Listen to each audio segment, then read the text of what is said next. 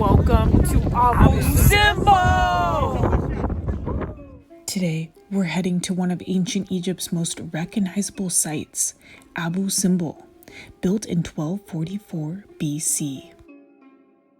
These two temples are noted for their grandeur and for the fact that they were moved in the 1960s. Let's find out more.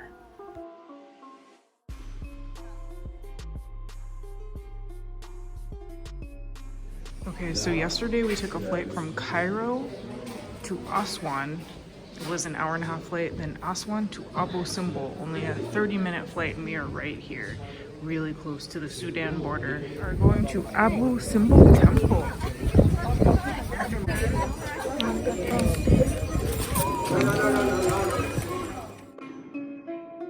Out in the middle of nowhere in the southernmost part of Egypt stands Abu Simbel, a temple devoted to Ramses II, and a smaller temple next to it devoted to his Queen Nefertari.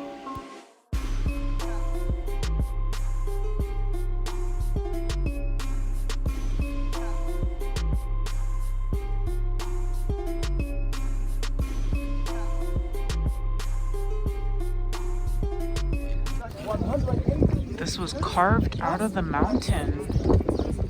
These are the faces of Ramses II, everyone.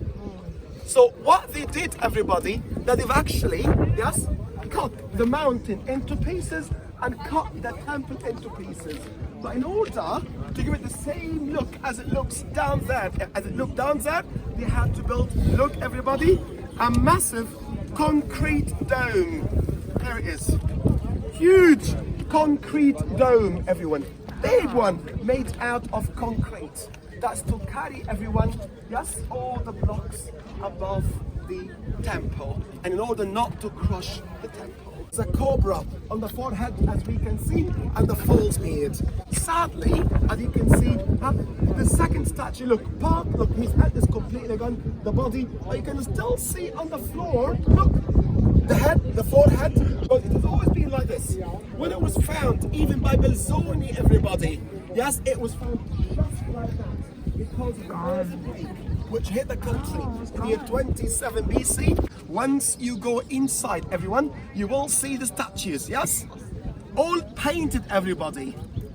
Mummy form. Now it's time to enter this colossal monument.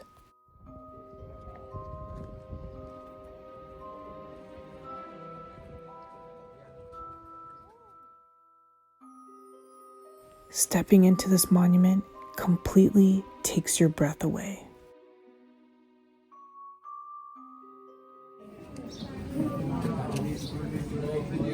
Wow. There's just carvings everywhere in here. This is inside Ramses II Temple. Details. This is Ramses II in action, riding a chariot. He has two arms to show that he was moving very fast. The interior feels like a sanctuary. It's quiet and filled with unusual chambers.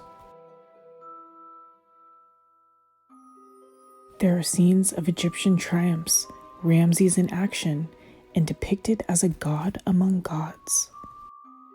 Going inside the second corridor shows Ramses depicted with the gods. It's a very, very controversial discovery to see Ramses next to the gods in the same size. Was Ramses II even jealous of the gods? Was he even jealous of the male gods in the old days? Just look at the details on this.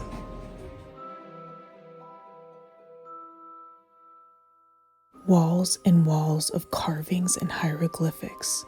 What does it all mean? You can see some of the colors come through. This right here is the god of fertility.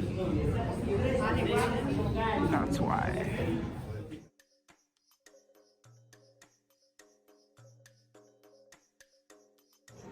Wow, just floor to ceiling statue.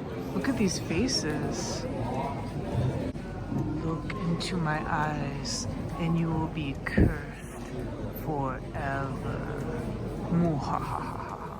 Oh my gosh. This is interesting. We're under a cave, and then at the very end it was left unfinished. So you can see the sketches of some of the outlines of the drawings and the hieroglyphics. That was incredible. That felt like being in Indiana Jones. Okay, so it's really windy, so I'll try to give some commentary and summarize what our guide said. We are at the Temple of Abu Simbel. This was moved in the mid-60s from a lower level that was flooded from the Nile after they built the dam. And then they moved it 65 meters higher so that it could be in this mountain. They had to cut through the rock. They actually had to cut and move the entire mountain because this was built into the mountain to move it here. And it's one of the greatest facades of any temple. It's a national and world treasure. Half of the money to move it was from the Egyptian government. The other half came from UNESCO. We just went inside. It's absolutely incredible. We are in what's called Upper Egypt right now.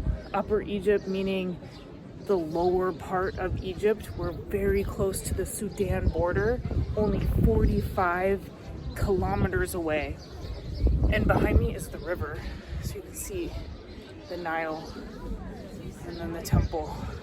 So right here is Ramses II Temple, and then here's his wife Nefertari. She's over here.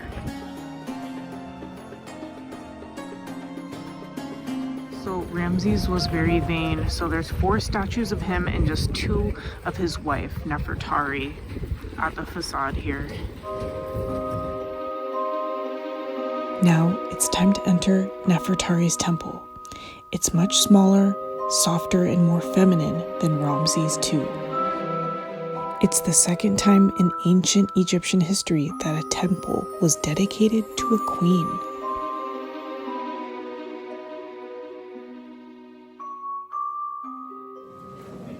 This temple is really crowded. Oh, this is insane. It's a camera war. Look at that. Those cameras. We're in a mosh pit. What's in there? Treasures of the temple. You got it, Theo? Still see a lot of the colors on the headdresses.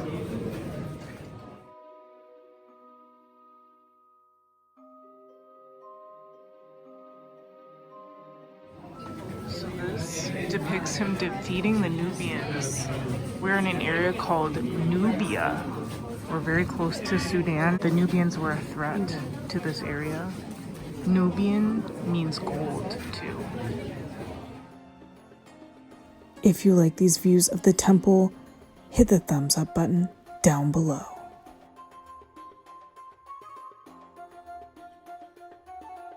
After checking out the surrounding landscape, we head into the visitor center for a better look at how the site was made. This is the visitor center, and it shows how they were able to move the facade of the temple piece by piece to this new area.